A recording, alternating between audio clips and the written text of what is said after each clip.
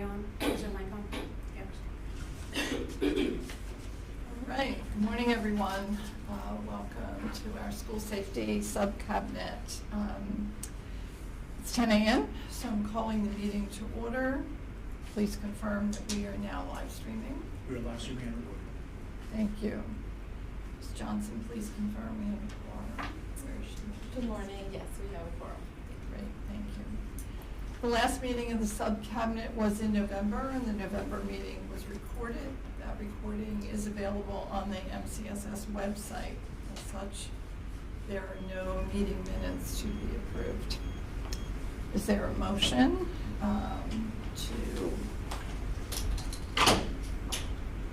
for the agenda? Approve the agenda. Okay. Is there a motion for the agenda? Thank you. Do we have a second? Second. Any discussion? All in favor? Here's some ayes. I hear a thumbs up. Ayes here. Thank you. Any opposed? Abstentions? Motion passes.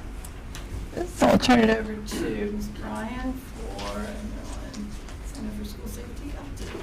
Great. Thank you so much. It's good seeing everyone. So just a few updates on activities here over the last several months and coming up over the summer.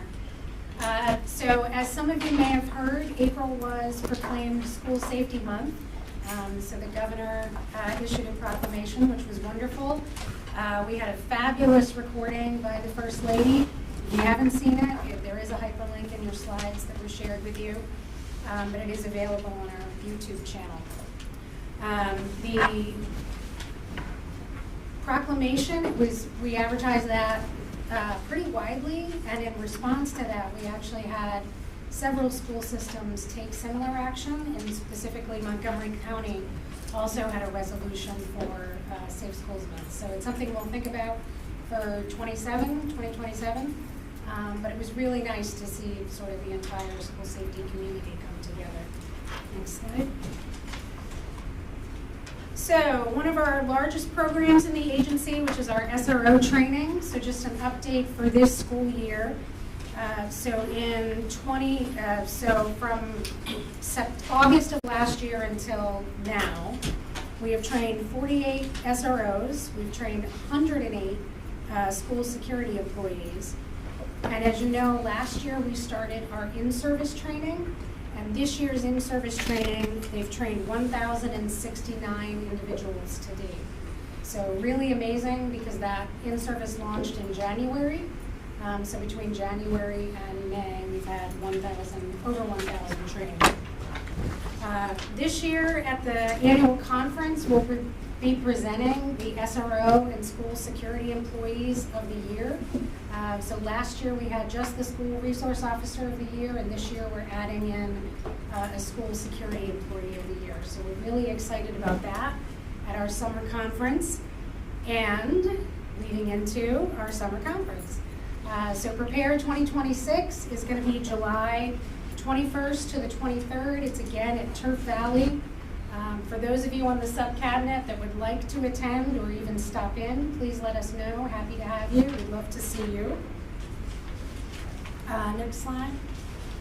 So some of the other big initiatives, as you know, last August we provided a statewide tabletop exercise for private schools as well as non-public special education facilities. It was a great hit. We're going to do that again this August. We don't have a date just yet, but we'll provide that opportunity for them. And then in November and February every year, we have a similar statewide tabletop exercise for our public school, for the LEAs. So also really a great experience, actually pretty interesting given the events that are happening nationally now with Canvas. The scenario in February this year happened to be a cyber incident. So timing-wise, it was a good opportunity to sort of practice initiatives at the local level. Handle with Care is progressing. So in partnership with the Department of Education, our office is working to try to get all 24 of the jurisdictions participating in the Handle with Care program. So we are hopeful that we will get what I believe is the last 4 or 5 jurisdictions to begin participating in the program. This year was the second cohort for the School Safety Leadership Academy, so Dino's been leading that effort for some of our school leaders throughout the state, just to give them a really good comprehensive overview of school safety, everything from what we talk about the layered approach. So everything from physical safety and physical security to preparedness efforts to school climate as well as personal connections. So a really nice opportunity for school leaders in the state. Behavioral threat assessment. So in the last year, we've had a work group that came together. They're currently reviewing the model policy, which is the subcabinet's model policy, which was published in 2018. We are in the process of drafting changes to that policy, just given some of the changes over the last 8 years, some of the things we've learned. So I don't know, Kim, do you want to talk about any of those changes? I mean, I can. Yeah, we're really have gone through a variety of iterations of that kind of small group locals providing some feedback on the current 2018 policy, kind of what were some areas that warranted a new look, right? And to really streamline the 2018 one is also very large, so to streamline it down for local boards. And then went to sort of a larger group and then to the larger ETA lead group. So we've gotten public comment feedback that's sort of informed each iteration. We're really just at that last stage to get our legal team to take a look at it, to be able to share it with the board at the next meeting then.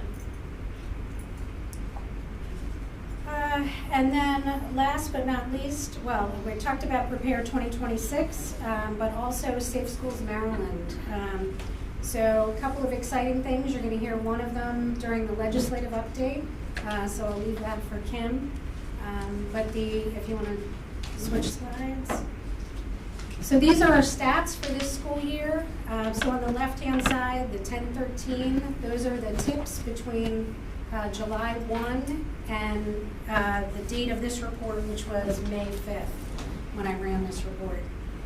So we've had 1,013 tips this school year. Overall, since the start of the tip line, which was in 2018, we've had 5,840. So as you can see, sort of that bottom graph gives you year after year, and we're progressing every year. So every year the volume continues to increase.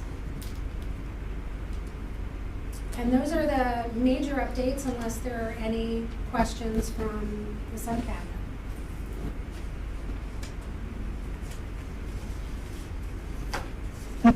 Well, I just have a question.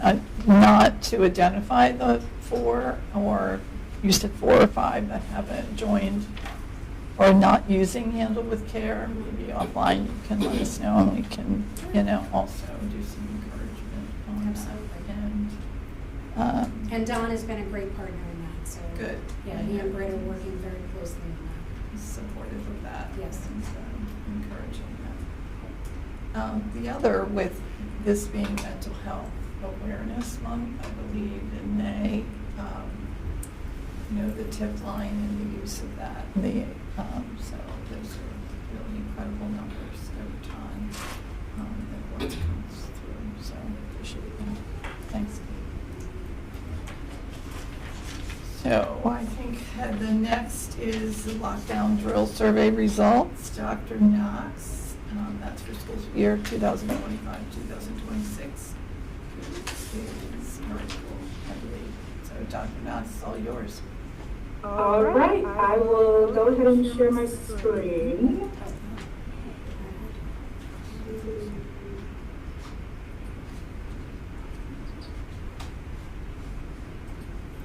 Okay, can everyone see it? Yes. Yes. It's great. Okay, perfect. All right, good morning. Thanks so much for having me today. Jerica Knotts, Assistant Professor at the National Center for School Mental Health at the University of Maryland. I am going to share some preliminary findings for year 2 of our lockdown drill study. So this includes all data received as of the end of April. Our team will continue to contact schools over the next few weeks if they've been identified as having a lockdown drill. So we expect more surveys to come in, but today should be a nice introductory into what we saw for this school year. So participants thus far, survey participation is where we see the most dramatic change for this school year compared to last year. So during the 2024-2025 school year, we built the surveys in the fall, and then data collection only occurred during that spring 2025 semester. So this was our first full year of survey data collection. We have 266 schools who have filled out the school context survey. On one hand, this is great because last year we only had about 62 schools fill it out. So we've more than tripled our responses, but on the other hand, that's 266 out of the 1,400 Maryland public schools that exist. So we do still have some work to do in terms of circulating the surveys and just getting more schools to fill them out. I also have the district breakdowns. I can put those in the chat if anyone's interested in that. We're also seeing some increases across the stakeholder groups. So 17,000 students, which is about 10,000 more than last school year, which is to be expected since we do have more schools that filled out the school context survey. Almost 5,700 school staff, that is up from 1,000 from last school year, and then 3,300 parents and caregivers, and that is up from 700 last school year. You can see the demographic breakdowns for all of the surveys on the slide. Of note, we do have more high school students that filled out the surveys this year. Last year's survey was primarily middle schoolers. I think it was around 13% of high school students that filled that out. And we do not, as a reminder, have elementary school students fill out the survey. It's only middle and high school students. So it's more evenly distributed this year. We're also getting more non-classroom teachers. So think operations staff, instructional support personnel. So think school psychologists, school counselors. Now, who is still underrepresented? That is racially minoritized students, school staff, and caregivers. And that's considering the broader state demographics. And then, so racially minoritized students, school staff, and parents, and then fathers or male caregivers. Gender for parents and caregivers stayed the exact same as compared to last year. Okay. So again, we'll continue collecting as much data as possible to get all of these surveys in, but this should be pretty similar to what we will see by June, end of June or so.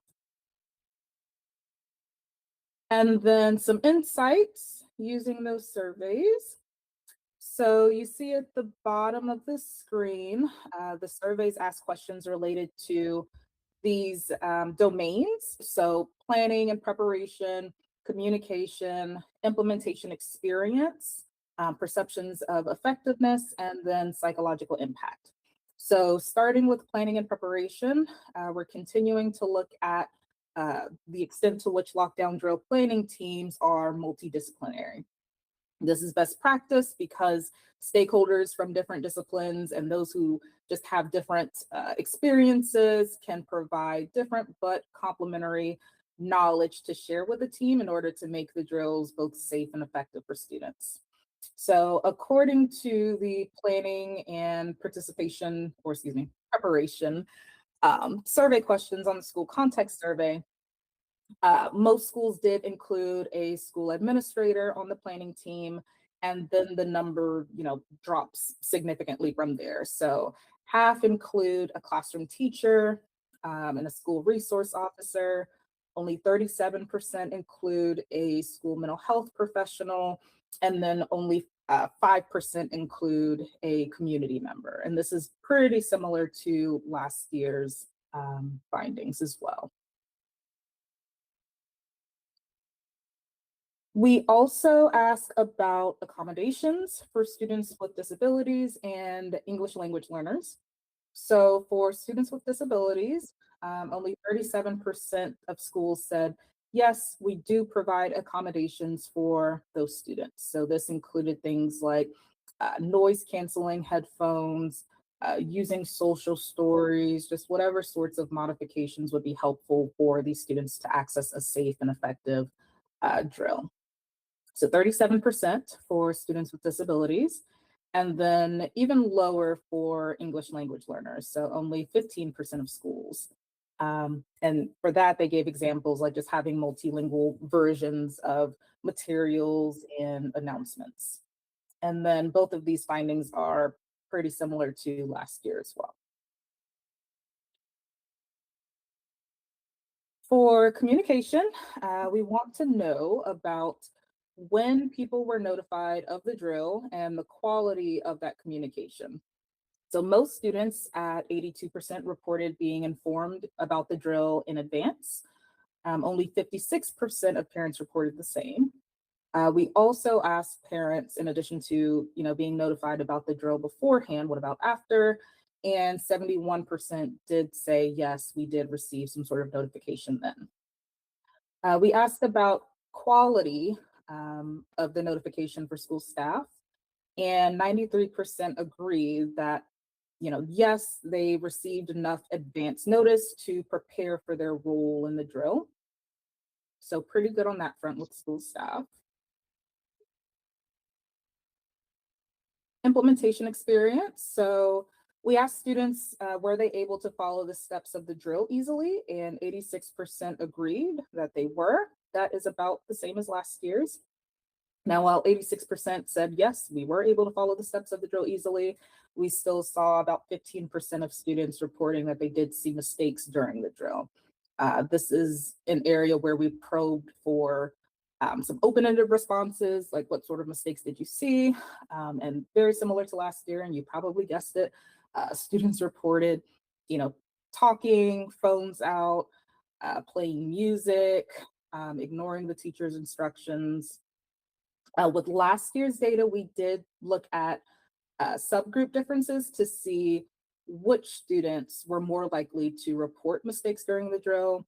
And we saw that middle school students were twice as likely as high school students to report those mistakes. So not sure about that this year. We haven't looked at the subgroup differences, but that's just an example of the sorts of things that we'll take a look at over the summer. Effectiveness.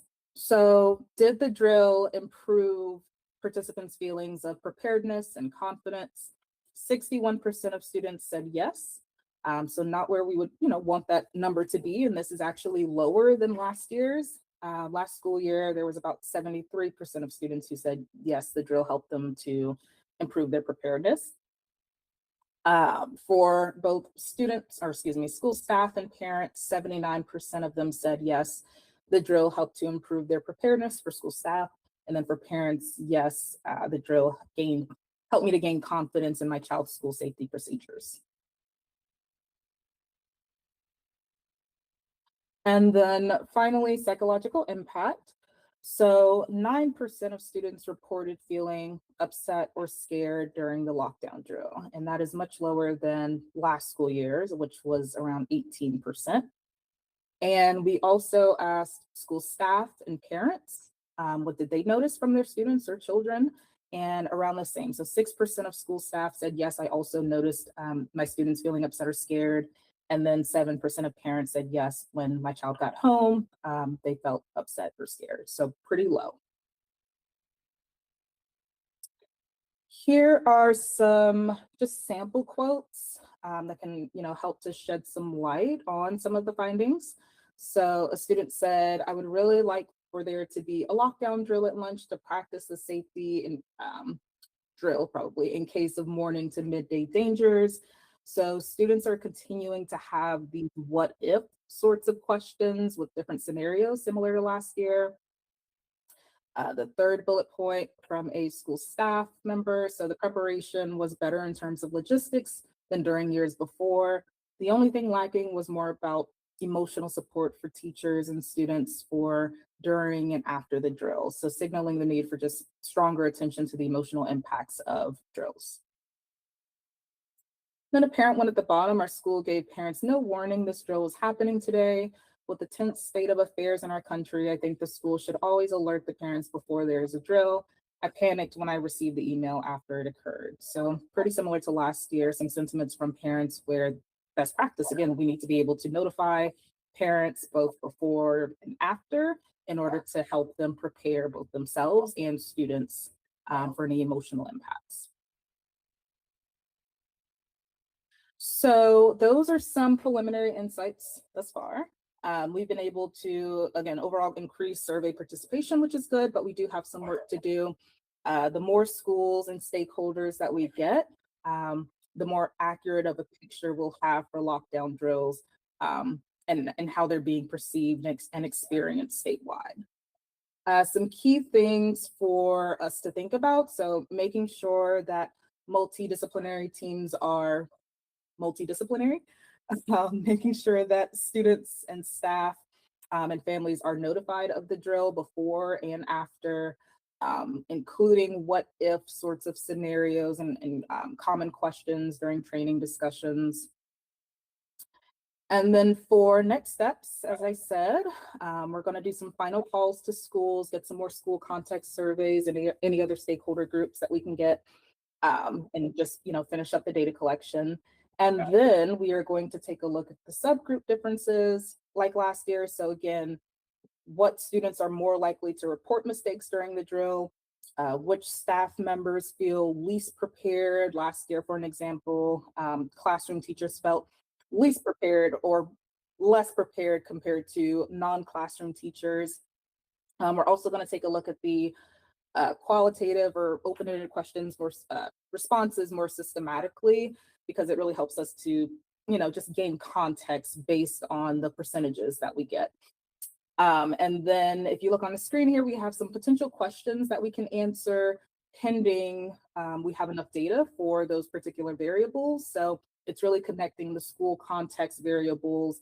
What are things about the school or their drill implementation that then affects some of the things that we saw in the student, staff, and parent and caregiver surveys. So as an example, we can take a look at whether schools that involve a broader range of stakeholders, so having that multidisciplinary planning team, if that's associated with lower levels of distress in students, or even do schools that provide more advanced notice about lockdown drills, does that lead to lower levels of fear or distress, or even more positive attitudes for parents and caregivers? And then just generally looking at which school level lockdown drill practices are associated with some of those things that we see on the other surveys. So the staff preparedness, their perceptions of role clarity, they know what to do during the drill, perceived capacity to support students' emotional needs. So these are things that can be influenced by what the school has done, which we can get that information from the school context surveys. Okay, so that is the gist at this point, all I have for you today. Happy to take any questions, or if you have any particular suggestions for what you would like to see in the surveys moving forward, or what sorts of questions do you have around the variables that we already are collecting, or just, anything else. Knox, any questions or suggestions or thoughts on the data? I was curious on what part of the drill prompted the most distress for students. So, Did you hear that, Dr. Knox? No, I'm so sorry. Can you repeat? well, my question is, what portion of the drill prompted the most distress from the students? And I'm going back to slide 11. Sorry, you're going back to which slide?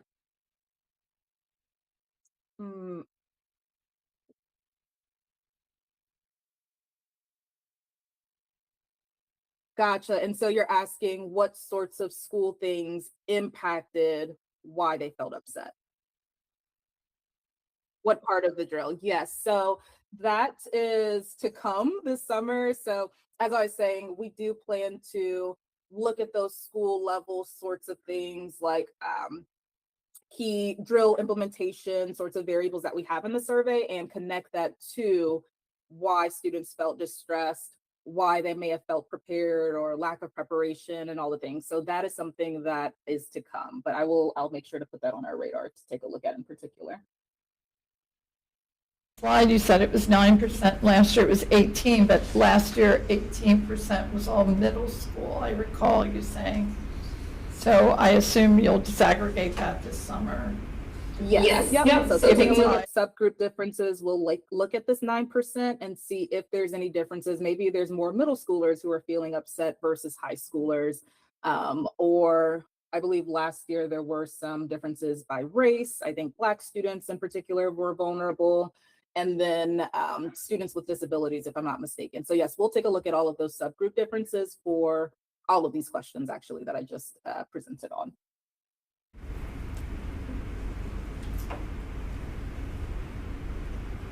I think one of the challenges is always, and you mentioned that parents would prefer to be notified because it was frightening to them when they were not notified. On the other hand, I think as a school administrator, you're always challenged with you always tell them, and then you question, what if they don't know? Will they react in terms of what they need to do? How do you balance that? Do you tell the next one is going to be, and it's just a question. I don't know how you. Your advice on that? Sorry. Time. Is that always or sometimes or, always notifying? Yeah, and maybe to chime in here, but according to the guidelines, all parents should receive a copy of the drill schedule in the beginning of the year. And then there's also the suggestion, right, that once you get closer to time, which there's some variable timing there, right, that you should remind them again. Can you let me know what your concern was on the administrator side? I think you cut out there, so I couldn't hear that context. It's just a question. I mean, I know that it's a notification all the time, and there's certainly a concern about, given the things that happen, that if it's not a notification, then they think this is real and, oh my goodness, something's happening in my child's school. But we also want to make sure students are well practiced and can react from it. Like one student said, I think you should do it, I think in the cafeteria. And I think, oh my goodness. But you never know when something, Kim relates to this, it's just a thought. I think this So is really, it sounds like your question is, what is the balance between preparedness and notification, right? So at what point, so the law requires, as Dr. Knox said, the law requires they're notified at the beginning of the school year. Our guidelines say you should probably notify them sooner, at least the week before, right? Hey, we're going to do a lockdown drill next week. Not telling you when, but we're going to do one. At least they know. So they know it's coming. Yeah. Particularly for the little ones. For the little ones. Dr. Knox, this seems to indicate to me, and I represent the Department of Disabilities, that maybe a little bit more emphasis needs to be done around modification for students with disabilities. I mean, if you think about it, and also I think also it's kind of telling that students that are non-English speaking or that's not their first language are also sort of not well represented on this survey. And yet these groups may be the most impacted emotionally by something like this. And so, what kind of modifications are necessary to make sure that their voices are being heard in this? Yeah, absolutely. I love that you made that connection. And I will also throw in there, right, if we're thinking about the multidisciplinary planning teams, that's where some of these other stakeholders, right, could come in and provide those perspectives to make sure that this drill is safe and effective for all students, including those vulnerable populations like students with disabilities and English language learners. So yeah, absolutely. Mm-hmm. And Secretary Beatty, we have the ability, so every year we have to update our guidelines on lockdown drills. So if there's an opportunity for our offices to work together, we can maybe build out that section within the guidelines. Great suggestion, thank you. Yeah, Absolutely. All right, any further questions or comments? All right, thank you, Dr. Knox. We appreciate this. The data. Next is the legislative session wrap up, and Ms. Buckheit, all yours. So thank you. So just a really, really quick, House Bill 326, which was the bill that we collaborated with Delegate Eversole on to actually codify the tip line. So the Safe Schools Maryland tip line has been in existence for a number of years, but was not written into the law, was not necessarily part of law that it existed. So it did pass within the last 10 minutes of the legislative session. It was an interesting last day there in the Senate. But so it will require every LEA to either participate in the tip line or have a substantively similar system that they operate on their own. So every public school will be required to make, to promote the tip line, to promote use of MCSS will develop guidelines, so also inside of it, develop guidelines related to promotion, implementation of the tip line. It protects the information, which was a really important piece also. So now written into law is the information that comes into the tip line is not able to be a FOIA request, right? So it protects that information, which was an important component. So we are happy to say that happened. And then some others that we, so we were following a host of bills. This is just sort of a snapshot of those to speak to. So Senate Bill 81, School Resource Officer, prohibitions on sexual activity with students. And then to the column on the right is really kind of implications for MCSS, so some things. So it's just something that is already part of conversations in our SRO Leadership Academy, but more clearly make sure that we're communicating those boundaries for our professionals both, and then what the criminal consequences. So inside of that, it was very clear around what criminally they could be charged with. Senate Bill 601, the cybersecurity standards. So a couple things here, and also related to Senate Bill 720. So we have just very recently taken one of our staff positions. So one of our existing staff persons will start to assume a role as artificial intelligence lead and our privacy officer. So again, took a position that already was happening at MCSS and just reworked the MS-22 to alter some of the functions there. And then we remain available to continue to support MSDE upon request in meeting some of those bill requirements. House Bill 311 is the Individuals with Disability, the Accessibility and Emergency Planning Bill. This was the second year that kind of came around with a lot of revisions, but for us, we have to make sure that we're communicating with our locals related to this additional new data collection point and what implications it may have for their physical security assessments. And then the last one, HB 685, the Sexual Abuse and Misconduct Model Policy. Includes a variety of elements, but from our side is again collaborating with MSDE for any of those bill requirements as needed, particularly the development of the statewide resource platform. So envision us working closely with partners to look at what those resources look like, where they live and are publicly available to anyone in Maryland, but nationally, honestly. So, quick recap. Great. Any questions or comments? We have a lot of collaboration to We did do. a lot of collaboration this year.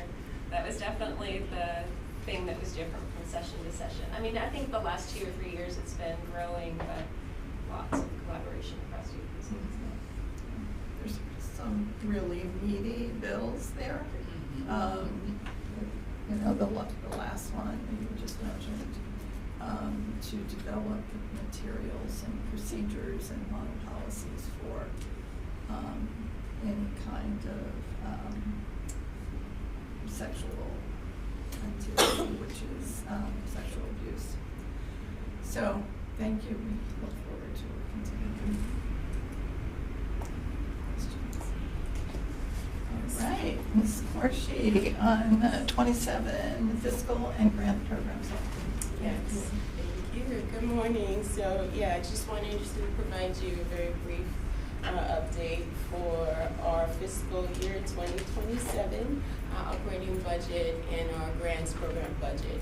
So the operating budget is fairly steady from the current fiscal year, which of course will end on June 30th, and of course next fiscal year.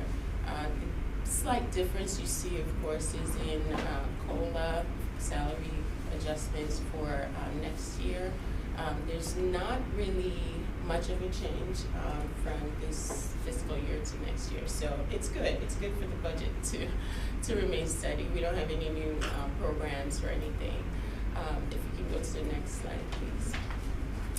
So obviously, as you can see, salaries forms the majority of our operating budget, followed by our contractual obligations, which usually are the MOUs or the IAs we have with MDEM, with MCAG, University of Maryland, and a few other smaller contracts.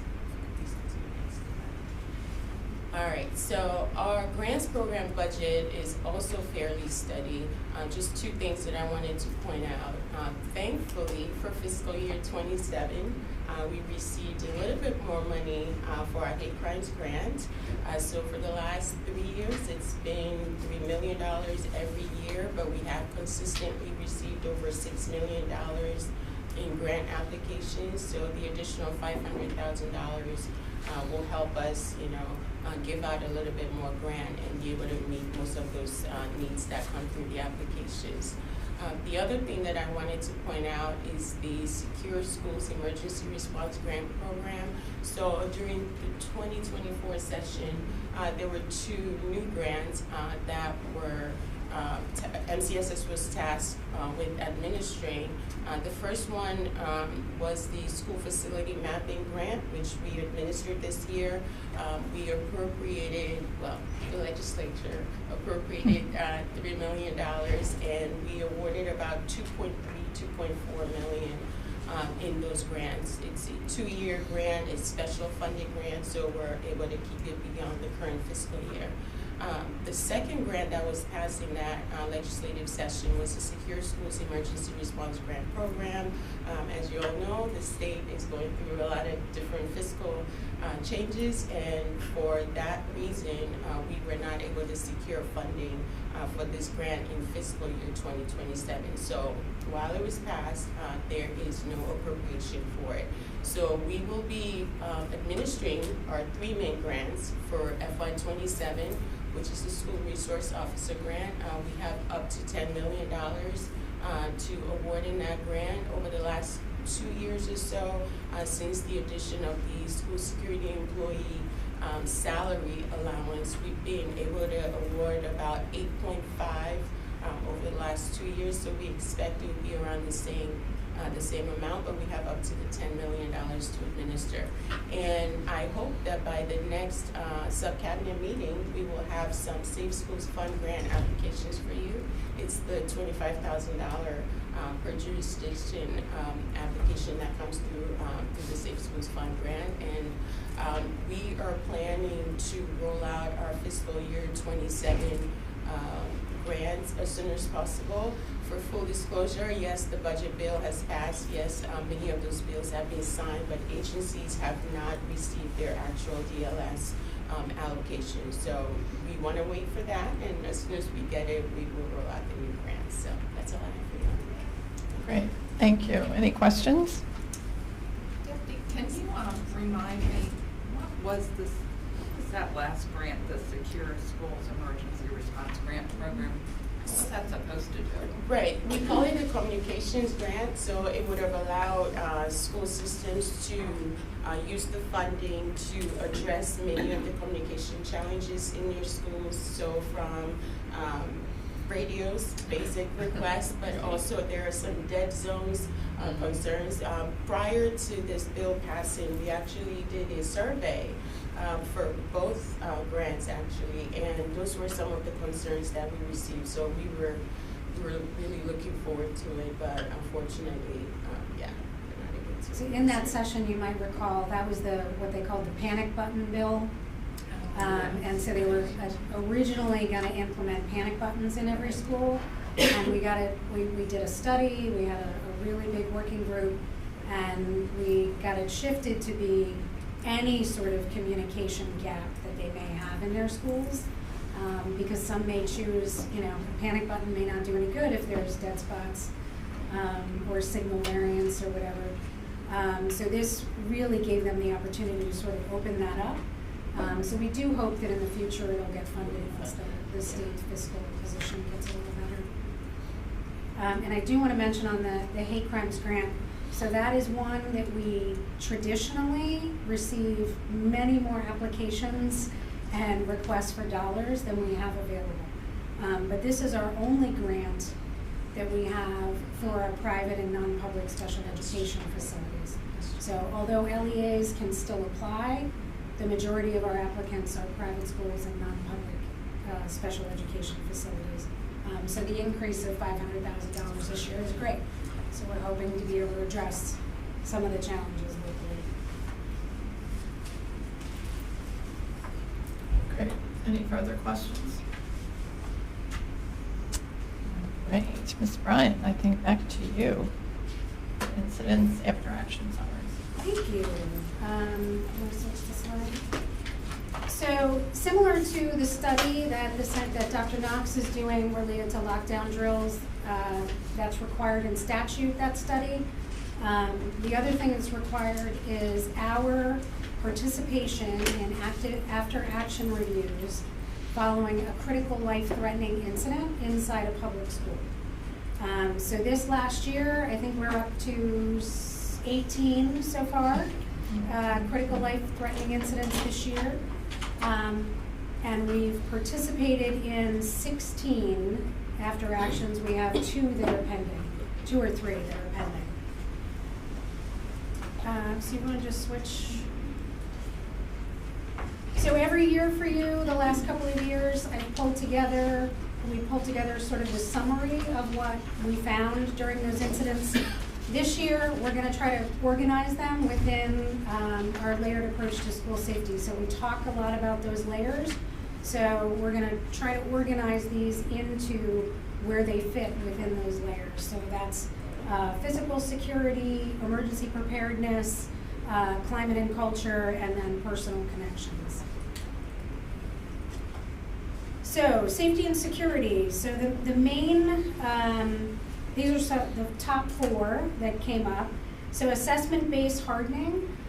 So one of the after actions is that when school systems and schools recognize gaps or vulnerabilities within their building, that they use their assessments to determine what those gaps and vulnerabilities are, or real-world incidents after actions, as opposed to saying, we want to put metal detectors in every school, they actually do an assessment of their facility to identify a gap and a vulnerability and say, following this assessment, we have now determined that we believe we need these in our high schools or our middle schools. So in other words, they're not making a decision about particularly technology without having done sort of that, the grassroots of that vulnerability and gap assessment. The second is access control. So this has come up multiple times this year. It also came up multiple times last year. So that's unauthorized entry. So prop doors, you'll see our lovely Stop the Prop logo up there. So prop doors, students letting other individuals that don't participate in that school in a back door. So really all of those variations of unauthorized access. Responder access, so although the facilities are secure, we certainly want our first responders to be able to get into a school in an emergency. So ensuring that law enforcement, fire, EMS have either keys and or lock boxes on the exterior of the building that'll allow them to gain access to the facility. Accurate facility maps, the grant this year is going to do a lot to address that, but making sure that responders to schools have accurate and updated school maps.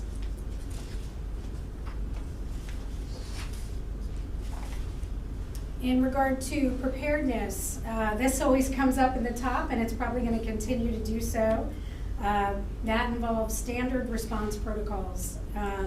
So we promote the I Love You Guys, which is a free, nationally recognized program. We want all of our 24 school systems to be using the I Love You Guys standard response protocols.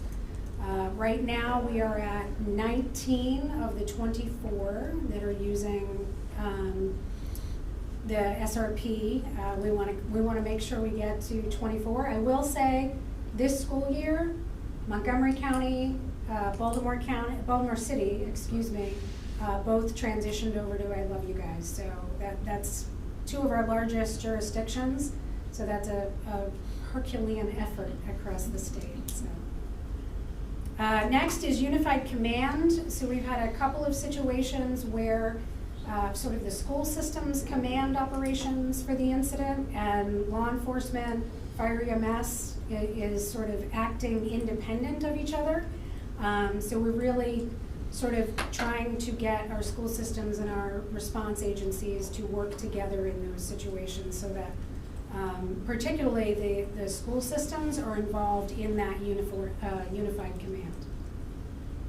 And then comprehensive drills and exercises. I mean, we host our statewide tabletop exercises. We promote our Are We Ready tabletop exercises for schools. The ability for schools and students and staff and parents, and I think we even see it in the study that some of the data Dr. Knox talked about, is that practicing is so important, right, to build that muscle memory of what to do. Let's see. So culture and climate, so misinformation. We've had a couple of incidents this year where the information that's going out over social media, whether that's going out by the media, by parents, by members of the general public, by the school system or public safety agencies, information is not always accurate, and that it's really important that school systems in particular counteract the inaccurate information, right? So that they're really pushing for the most accurate information to be delivered, particularly over social media. Threat assessment and reporting, we're continuing to support these efforts. So that's the training of personnel to recognize warning signs of concerning behavior, and then publishing, providing an opportunity for students, staff, parents, whomever, general public, to be able to report incidents of concern. Values and respect, so engaging in really those year-long efforts for bullying prevention are also been found to be really important. Post-incident, so we've had, what's that? Oh, sorry, under personal connections, post-incident. Increasing the presence of those trusted adults following an incident. So as you can imagine, a real incident occurs, whether anybody was actually in physical danger or not, they can be incredibly stressful, right? So if a school goes in lockdown, or even a secure, it could be incredibly stressful for the entire school community. So bringing those trusted adults into the building to sort of calm the nerves of, again, the student, staff, and parents can be really beneficial. And then trust-based communication, so really building and fostering that environment where individuals feel connected to somebody in the building that they trust to be able to share information. So all of those things were found throughout incidents this year. And I will say there was nothing that came up this year that we didn't see last year. So these again are still sort of the common themes year after year. So really the four major takeaways from this school year is the importance of the layered approach, right? That it's not just going to be physical security measures or emergency preparedness efforts that keeps our schools safe. It's really going to be that combination of layers that includes culture and climate, as well as personal connections along with the other two. So from a hardening environments perspective, the importance and the need for doing those facility assessments, making sure that they're conducting facility assessments regularly. They are required by law and regulation to do those facility assessments of their schools at least every 2 years. They can certainly do it more if they want. And then again, the access and resources that needs to be made available to our first responders. So keys, correct facility mapping, those are definitely things that are going to be necessary.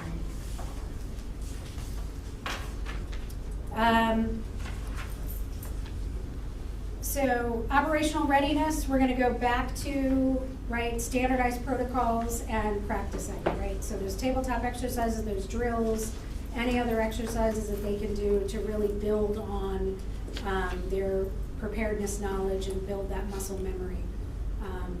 And again, to what Dr. Knox was talking about earlier, not just practicing when it's convenient, right? Practicing at those times that maybe it isn't convenient, whether it's lunch, transition, things like that.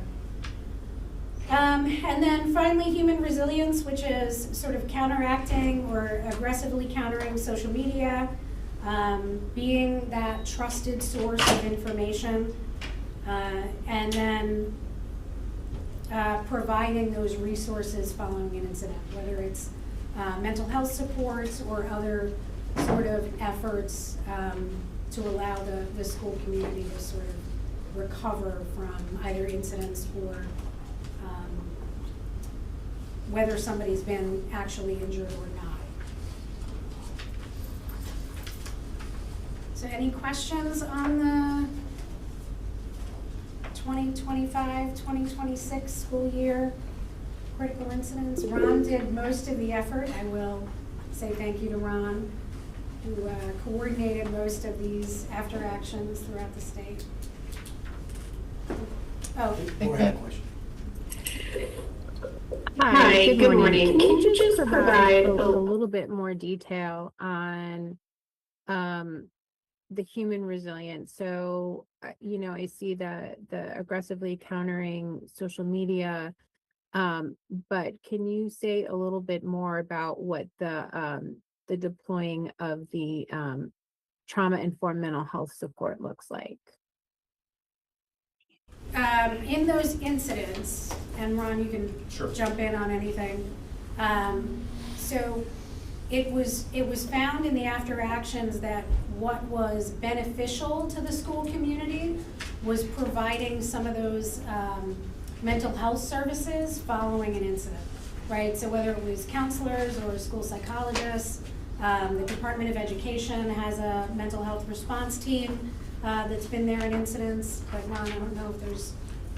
One of the takeaways from one of the more recent incidents was the school system in question sent over 100 counselors to the school following an incident, and it pulled resources from some other schools because that's how they pulled together that.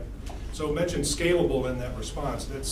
They kind of rewrote how they were going to do the work next time to recover from that because they were, they kind of overreacted to the situation. They didn't have enough kids there to really, there were more counselors there than there were children. They made it optional to come to school. They brought all the resources in. So the following day, they made a change to that. Made sure that they had the resources there available, but also made it clear that students needed to be there for instruction, but they had these counselors available. Initially, they had said, no, it's just available for counseling, and none of the kids actually came to school for the counseling. So they're kind of rethinking how they deploy and kind of getting a better sense of the room before they go ahead and respond. That was the gist of that. Thank you.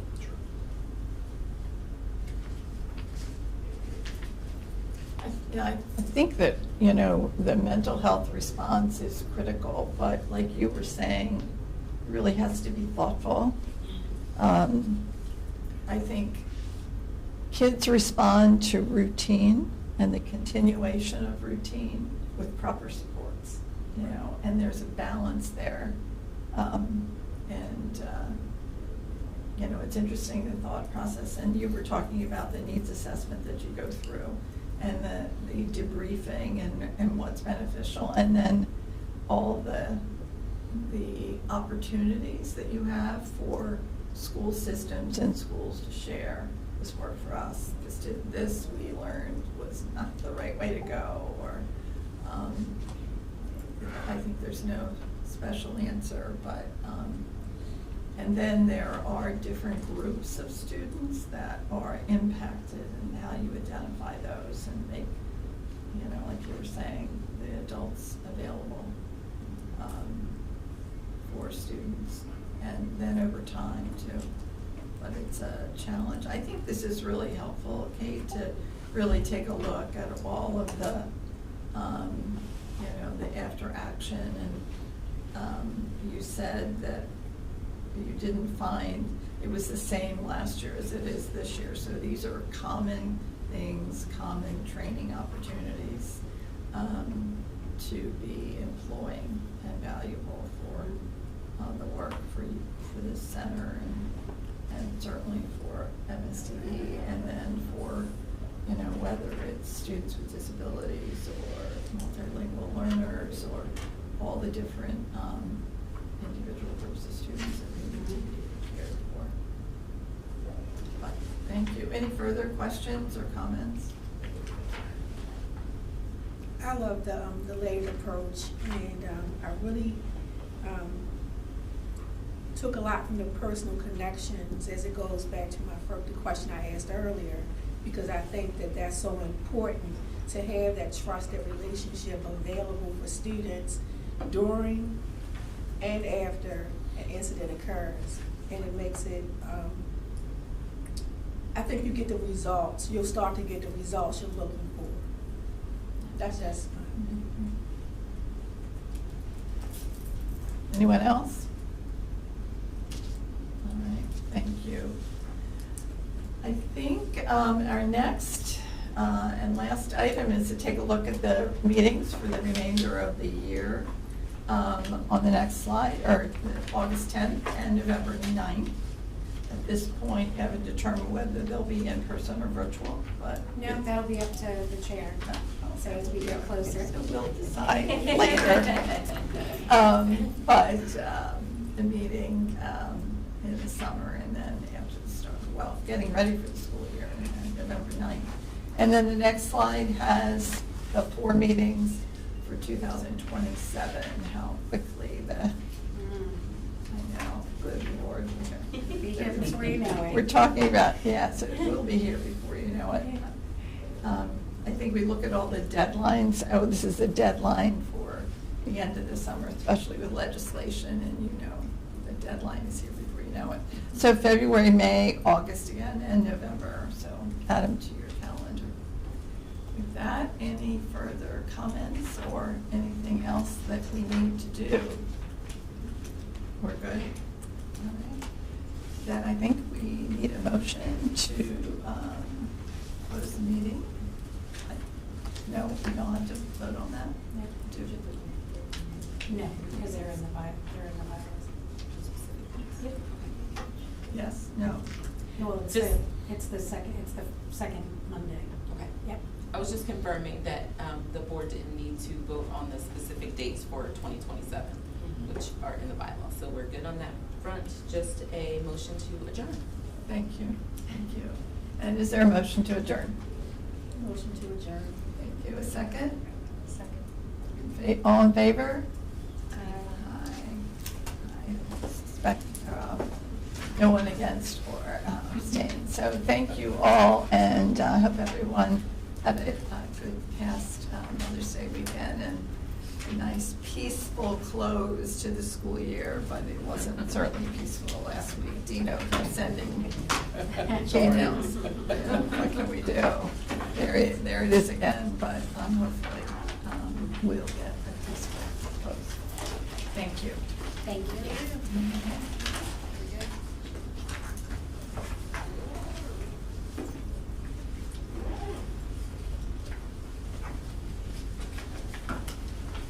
Good? Thank you, sir.